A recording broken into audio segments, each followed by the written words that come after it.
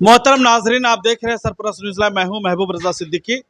21 दिसंबर है, रिजल्ट आ चुका है। कहीं खुशी का माहौल है तो कहीं गम का माहौल है। ऐसी सूरत हाल में मैं 137 नंबर वार्ड के 20 साल कंटिन्यू काउंसलर है, जिसमें से 10 साल अमीन अंसारी साहब और झुन्नू अंसारी रहे और 10 साल मोहतरमा इनके अहलिया काउंसलर रही। चलिए बातें करते हैं। 137 नंबर वार्ड है। जब से इलेक्शन स्टार्ट हुआ, प्रचार प्रसार शुरू हुआ, तो झुन्नू अंसारी साहब का ताउन, झुन्नू अंसारी साहब की हिमायत स्टार्टिंग से ही वसीम अंसारी साहब के हक में था। वसीम अंसारी साहब 137 से जीत कर काउंसलर बन चुके हैं। चलिए जवाब हम ले लेते हैं। वसीम अंसारी साहब ने बड़ी जीत दर्ज की है, इसकी सूरत हाल में क्या कहते हैं आप? देखिए, लोग जो थे जी वो रहमत अंसारी से खफा थे। जी उनको अंदाजा नहीं था और ममता बनर्जी को भी अंदाजा नहीं था कि जो काउंसलर हैं, मौजूदा काउंसलर, वो इलाके में क्या कर रहे हैं। जबकि इलाके में उन्होंने जो जो काम किया, उस काम से लोग बहुत खफा थे। जैसे एक बच्चे को गोली मरवा देना, घर नहीं खाली करने की वजह से। तमाम ये तो मैं भी इल्जाम भी हो सकता है। नहीं, इल्जाम नहीं है, ये इल्जाम नहीं है, ये सच्चाई है। मैं डंके के चोट पे बोल सकता हूँ। ये तो अभी तक साबित नहीं हुई, तो कोर्ट में फैसला नहीं हुआ, कोर्ट फैसला करेगा, मामला कोर्ट में है। जी लेकिन इल्जाम तो उनके ऊपर लगा ना। अगर काउंसलर के ऊपर इस तरह का इल्जाम लगना इलाके में, तो कहीं ना कहीं लोगों के अंदर तो एक तो डर खौफ पैदा करता है। तो हिंदू भाइयों में ऐसा डर पैदा हो गया था और ये इतना गलत सलत काम किया है, जैसे अनलीगल प्रमोटरी, सब बाड़ी को खाली करा देना, तोड़वा देना, बना देना, कंडक्टर अपना देना। इस तरह से इन्होंने कट मनी जो खाया है, उसका ये अंजाम है। और इनकी जीत को किस खुशी में आप लेते हैं, किस तनाजुर में लेते हैं? वसीम अंसारी जो जीते हैं, जनता ने बदलाव चाहा। एक रूलिंग पार्टी के खिलाफ खड़ा होके, इस वक्त कांग्रेस का हाल आप जान रहे हैं, कांग्रेस का साथ देने वाले लोग नहीं मिलते हैं। इस मोमेंट में कांग्रेस को रूलिंग पार्टी के खिलाफ वोट मिल जाना, ये बहुत बड़ी बात है, ये छोटी मोटी बात नहीं है। और वसीम अंसारी इतने बड़े मार्जिन से जीतेगा, ये तो हमने भी नहीं सोचा था। हमने सोचा था होगा, टफ लड़ाई है, 200-500 से 1000 वोट से हार जीत होगा, यही मैंने सोचा था। कितने वोटों से उन्होंने जीत दर्ज की? उन्होंने शायद 1400 वोट से, 1300 कुछ वोट से, हाँ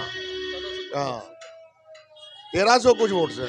आप स्टार्टिंग से भी मैं देख रहा था कि आपकी तकरीर जो इलेक्शन इंतखाबी जो तकरीर हो रही थी, उसे बहुत सारी बातें आप रख रहे थे। बहुत वल्हाना अंदाज में तकरीर कर रहे थे, मसाइल को उठा रहे थे, बहुत सारे हमले भी कर रहे थे, ताबड़तोड़ हमला कर रहे थे। तो ऐसा लग रहा है कि कहीं वो हमला से, वार से जो है रहमत अंसारी साहब वो अपने आप को बचा नहीं पाए। नहीं, आपने देखा होगा, जहाँ भी हमने तकरीर किया, लोगों का हुजूम जुटा है। लोग खड़े होकर हमारी बात को सुने हैं। और सुनने का मैं आवाम को कहना चाहता था कि आप अच्छे लोग को लाइए। Wasim Ansari is a very good boy, अच्छा लड़का है, वो इलाके में आएगा तो काम करेगा। काउंसलर ऐसा होना चाहिए जो गरीबों को देखे, इलाके की जो बेकारी है उसको दूर करे, साफ सफाई का ख्याल रखे, काम स्कूल वगैरह जो है उसकी ठीक से देखभाल करे। स्कूल वगैरह का हाल तो बद से बदतर होते चला गया। लॉकडाउन की वजह से बहुत ज्यादा परेशानी हुआ। 137 में तो आप सब चीज समझ ही रहे थे, सब चीज था। आप काउंसलर बने, आपकी अहलिया बनी, अब आपकी साहबजादी आयशा कनीज 43 वार्ड से आज़ाद उम्मीदवार के तौर पर जीत चुकी है। तो आपकी साहबजादी है, आप बने, आपकी अहलिया बनी, अब आपकी साहबजादी बन चुकी है। इसके बारे में क्या कहते हैं? डायरेक्ट सवाल का जवाब लेते हैं अमीन अंसारी साहब से उर्फ झुन्नू अंसारी। देखिए, ये अल्लाह का शुक्र है, मैं वहाँ गया भी नहीं। सारा क्रेडिट जो है इरफान अली ताज को मैं देना चाहूँगा। अल्लाह ने जैसा उसने काम किया इलाके में, अल्लाह ने उसको उसका फल दिया। ये अल्लाह की मर्जी से हुआ है और इसमें वहाँ के लोगों को मैं मुबारकबाद देना चाहता हूँ कि उन्होंने एक अच्छा कैंडिडेट चुना और हमको उम्मीद है इरफान अली ताज से। मेरी बेटी जरूर है, लेकिन काम तो इरफान अली ताज को उनके साथ मिलकर करना पड़ेगा। इसलिए इलाके के बारे में जितना इरफान अली ताज जानते हैं, उतना वो नहीं जानती होगी। एक घरेलू गृहस्थी औरत है, उसको उतना क्या मालूम है। अब वो उनके अहलिया लेडीज सीट होने की वजह से मजबूरन उनको खड़ा करना पड़ा और वो जीत गई। इरफान अली की मेहनत और लोगों का प्यार मेरी बेटी को जिता दिया। आपके पास डबल खुशी आई। एक तरफ 137 की खुशी है, दूसरी तरफ 43 की है, दोनों सीटें आपकी जीती। नहीं, बहुत खुशी है हमको, इतना खुशी है कि अब अगर मौत भी अल्लाह ताला दे दे तो कोई गम नहीं। ऐसी बातें ना कहे। हाँ, कोई गम नहीं है, इसलिए कि एक खुशी का मुझे बहुत दिनों से इंतजार था। 5 साल से मैं इस खुशी का इंतजार कर रहा था और अल्लाह ने मेरे झोली में डाल दिया। ये अल्लाह का 37 करम। को 137 में शिकस्त देना। नहीं, शिकस्त देना तो वही तो शिकस्त था ही, हम लोग को तो मालूम था ये 5 साल से ज्यादा चलेगा नहीं। पहली बार भी जीता था तो छप्पाबाजी करा के हाई स्कूल में और डुप्लीकेट वोट कार्ड बना के ये करके वो करके जबरदस्ती जीता था। और 272 वोट से हमारे थे, ज्यादा वोट से नहीं आ रहे थे। एक तरफ भतीजे साहब थे, एक तरफ भाई था, हमारे साथ भी मजबूरियां थी। झगड़ा हम किससे करते हैं, लोग क्या कहते हैं, ये चचा बड़े हो गए, इनको तो समझदारी होनी चाहिए। बड़े चचा ने ही कुर्बानी पेश कर दी। हाँ, तो मैंने इस बार अपने आप को इलेक्शन से हटा लिया और अपने भतीजे को बोला तुम आगे बढ़ो, इसलिए सेकंड पोजीशन उनका था, लड़ने का राइट भी उनका बनता था, इसलिए मैंने उनको आगे बढ़ाया। और इंशाल्लाह ताला आपने देखा उसका रिजल्ट अच्छा। आप अपनी साहबजादी के बारे में कुछ बताए, स्कूल के जमाने वगैरह से क्या कुछ? मेरी बेटी बहुत सीधी है, बहुत सीधी बेटी है मेरी, वो सबसे सीधी है। उसको तो ठीक से धर्मदल्ला नहीं मालूम है कि धर्मदल्ला कहाँ पे था।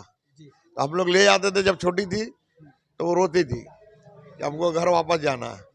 तो बहुत सीधी है और इरफान अली के ताज के साथ रहकर वो दुनिया देख लेगी, ये दुनिया में क्या होता है। अब पॉलिटिक्स में तो उसका पहला एंट्री है। अब आगे देखिए, आप लोग दुआ कीजिएगा और वहाँ का जनता अगर साथ देगा तो इंशाल्लाह ताला देखा जाएगा। फिर पीछे से तो हम लोग हैं ही हैं।